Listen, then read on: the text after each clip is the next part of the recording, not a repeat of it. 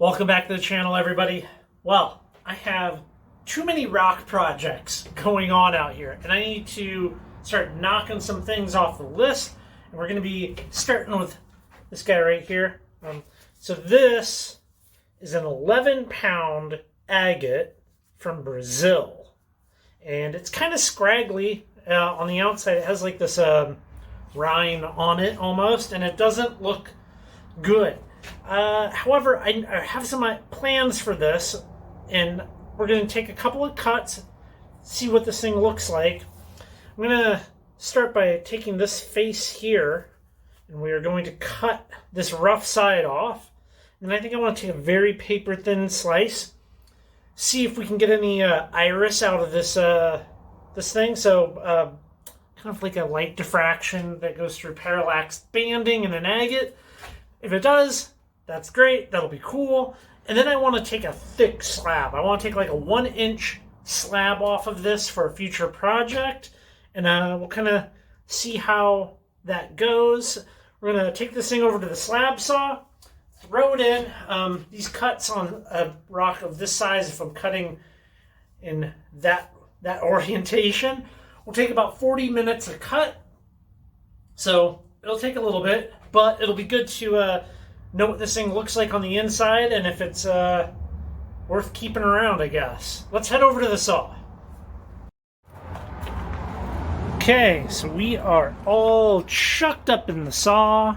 Everything's all nice and aligned. I'm still testing out the Highland Park Green Line Agate Eater blade. So that's why you still see that guy on there. I've been just kind of screwing around with it.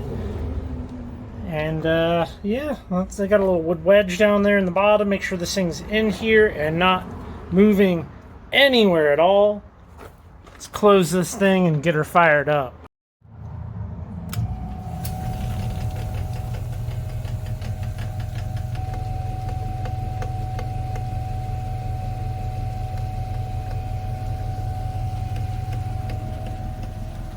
All right, let's well, I haven't opened this up. It's been sitting for several minutes and letting any of the oil kind of settle down.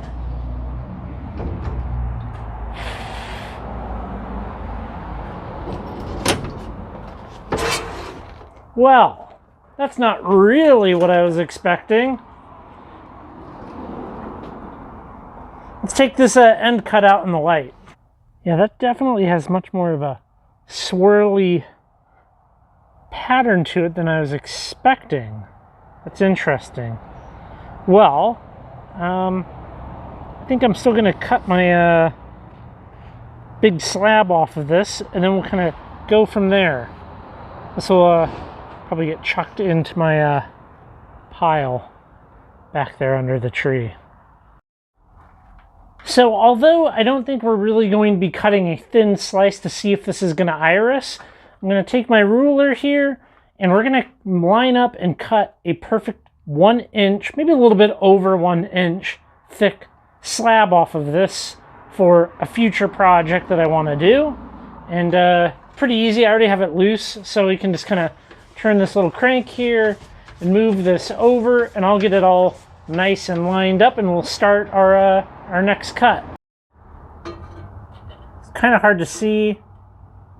I don't want to put my camera in kind of like the basin, but I'm about 1 1/8 inches on my cut. I think that'll work out really, really well.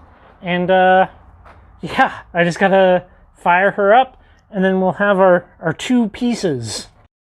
Here are the cuts. So we have our big slab, and it's kind of a darker agate. So looking at it outside, wet, it gives us a better idea as to what we actually have. And it's a nice thick slab, and I think it looks great. It's actually going to do really well for what I want to use it for in the future. And part of the reason is we have a crack. We have this crack that kind of runs through here and around. So it's not ideal, but you know, for what I want, it'll work. Now for the other half of the agate here, that crack probably continues in a little bit, but that doesn't mean I can't throw not a really good polish on it. We're going to take it over the Richardson's. We'll take it up to an 8800 grit. I don't want to put any cerium oxide on here. That's going to get rammed into that crack there, and it's not going to want to come out. So let's head over to the Richardson's.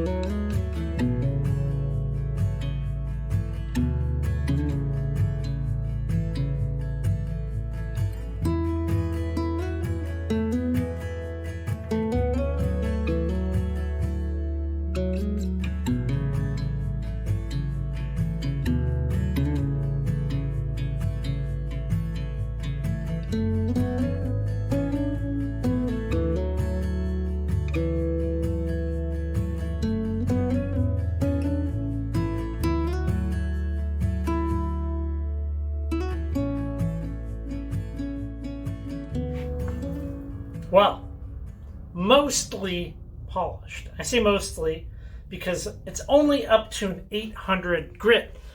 My Richardson sander, that's the highest grit pads I have for it. I have not found a really good source for silicon carbide pads going up higher, and taking it over to the cerium oxide wheel now would work. We can get that wet polish. I've shown it here on the video many times, but that crack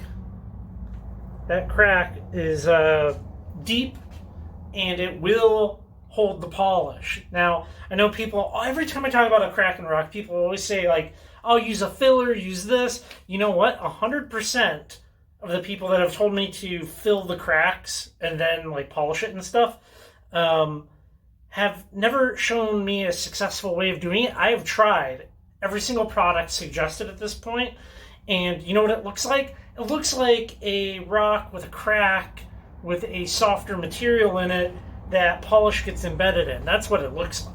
It doesn't look like a healed rock, ever. So, hey, if you have an amazing idea, you let me know. But I do think it's easy to armchair quarterback this stuff. So, you know, maybe it's just amateur hour here for polishing. What can I say? Well, hey, I'm going to give this away. I don't need this.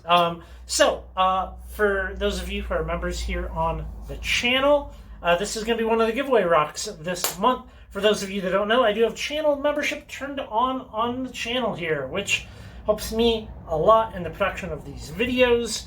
And yeah, you can click the join button down below, check it out, and we'll leave this one here. Thanks for coming by, hanging out with me in the shop, checking out this thing, and yeah, stay tuned. At some point, that big thick slab is going to be used for a whole other project. I think it'll be pretty good. All right, y'all take care, and I'll catch you on the next video.